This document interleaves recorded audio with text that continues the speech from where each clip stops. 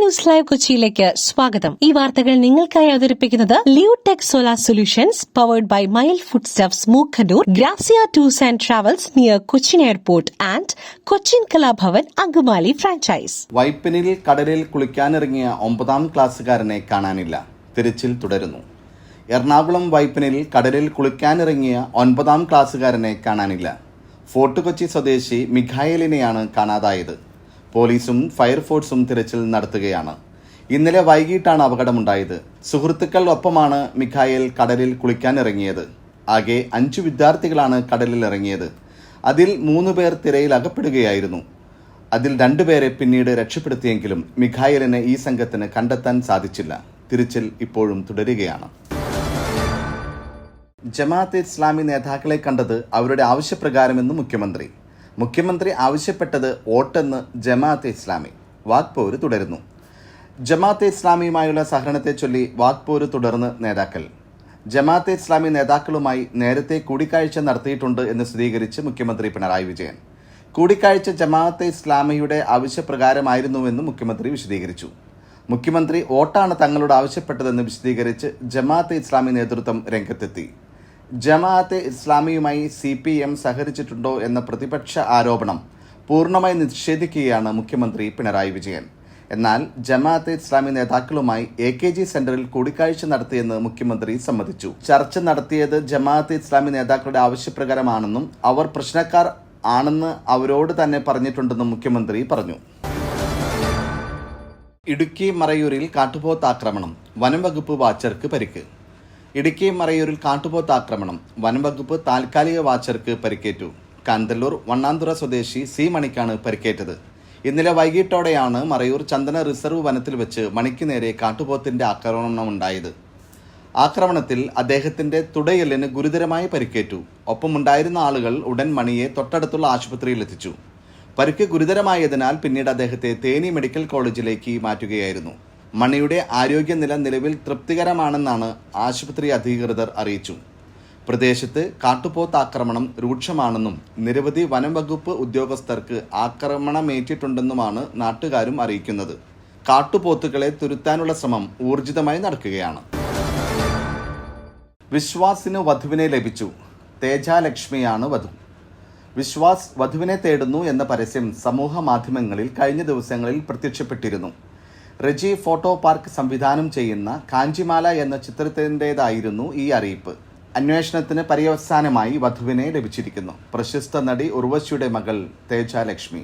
ധ്യാൻ ശ്രീനിവാസനാണ് ഈ കഥയിലെ കേന്ദ്ര കഥാപാത്രമായ വിശ്വാസ്. ശ്രേയാനിധി ക്രിയേഷന്റെ ബാനറിൽ രാജേഷ് നായർ, ശ്രേയാനിധി എന്നിവർ നിർമ്മിക്കുന്ന ഈ ചിത്രം നമ്മുടെ സമൂഹത്തിൽ നിന്നും നഷ്ടമായിക്കൊണ്ടിരിക്കുന്ന പല ജീവിത മൂല്യങ്ങളും തിരിച്ചുപിടിക്കാനുള്ള ഉദ്യമത്തിന്റെ സന്ദേശം ഉൾക്കൊള്ളുന്ന ചിത്രമാണ്. ക്ലീൻ എന്റർടൈനറായി തന്നെയാണ് ഈ ചിത്രത്തെ അവതരിപ്പിക്കുന്നത്. മിസിസ് ഗാന്ധിയെ മുട്ടുകുത്തിച്ച മാമ്പ്രക്കൽ അഹമ്മദ് അലിയായി ഖലീഫയിൽ മോഹൻലാൽ. പൃഥ്വിരാജ്, വൈശാഖ്, ജുനു എബ്രഹാം കൂട്ടുകെട്ടിലൊരുങ്ങുന്ന ഖലീഫയിൽ മാമ്പ്രക്കൽ അഹമ്മദ് അലി എന്ന കഥാപാത്രമായി മോഹൻലാൽ. മാമ്പ്രക്കൽ അഹമ്മദ് അലി എന്ന കഥാപാത്രമായി അതിഥി വേഷത്തിലാണ് മോഹൻലാൽ ചിത്രത്തിലെത്തുന്നത്. 2 ഭാഗങ്ങളായി ഒരുക്കുന്ന ഖലീഫയുടെ 2ാം ഭാഗത്തിലാണ് മാമ്പ്രക്കൽ അഹമ്മദ് അലിയായി മോഹൻലാൽ നായകനായി എത്തുക. ആദ്യ ഭാഗത്തിന്റെ നായകനായി പൃഥ്വിരാജ് സുകുമാരനും ഈ ഭാഗത്തിന്റെ താരനിരയിൽ ഉണ്ടാകും. നേരത്തെ പുറത്തുവന്ന ഈ ചിത്രത്തിന്റെ ക്ലിപ്പ് വീഡിയോയിൽ മിസിസ് ഗാന്ധിയെ മുട്ടുകുത്തിച്ച മാമ്പ്രക്കൽ അഹമ്മദ് അലി എന്ന കഥാപാത്രത്തെക്കുറിച്ച് പരാമർശമുണ്ടായിരുന്നുവെങ്കിലും ആ വേഷം ചെയ്യുന്നത് ആരാണെന്ന് പറഞ്ഞിരുന്നില്ല. ജിനു ഇന്നോവേഷന്റെ ബാനറിൽ ജുനു എബ്രഹാമും സൂരജ് കുമാറും ചേർന്നാണ് ഈ ചിത്രം നിർമ്മിക്കുന്നത്. സഹ നിർമ്മാതാവ് സിജോ സെബാസ്റ്റ്യൻ. മാമ്പ്രക്കൽ അഹമ്മദ് അലി എന്ന കഥാപാത്രത്തിന്റെ കൊച്ചുമകനായ മാമ്പ്രക്കൽ അമീർ അലി എന്ന നായിക കഥാപാത്രമാണ് പൃഥ്വിരാജ് ഖലീഫയിൽ അഭിനയിക്കുന്നത്. പുട്ടു രുചികരമാവണമെങ്കിൽ മയിലിന്റെ പുട്ടുപൊടി തന്നെ വേണം. അതിന് ചെമ്പാപ്പുട്ടാണെങ്കിലും അങ്ങനെ തന്നെ. മയിൽ റൈസ് ആൻഡ് ഫുഡ് പ്രൊഡക്ട്സ്, ശ്രേഷ്ഠം സമ്പുഷ്ടം. കൊല്ലത്ത് കൊടും ക്രൂരത. ലഹരിക്കടിമയായ ചെറുമകൻ മുത്തശ്ശിയെ കഴുത്തറുത്തു കൊന്നു. കൊല്ലം ചവറയിൽ മുത്തശ്ശിയുടെ കഴുത്തറുത്തു കൊന്ന് മൃതദേഹം കട്ടിനടിയിൽ ചാക്കിൽ കെട്ടി സൂക്ഷിച്ച ചെറുമകൻ. ചവറ വട്ടത്തറ സ്വദേശി സുലേഖ ബീവിയാണ് കൊല്ലപ്പെട്ടത്. കൊച്ചുമകൻ ഷഹനാസിനെ ചവറ പോലീസ് കസ്റ്റഡിയിലെടുത്തു. തലയറുത്ത് പ്രത്യേകം കവറിലാക്കി സൂക്ഷിച്ചുവെന്നാണ് നാട്ടുകാർ ഉൾപ്പെടെ പറയുന്നത്.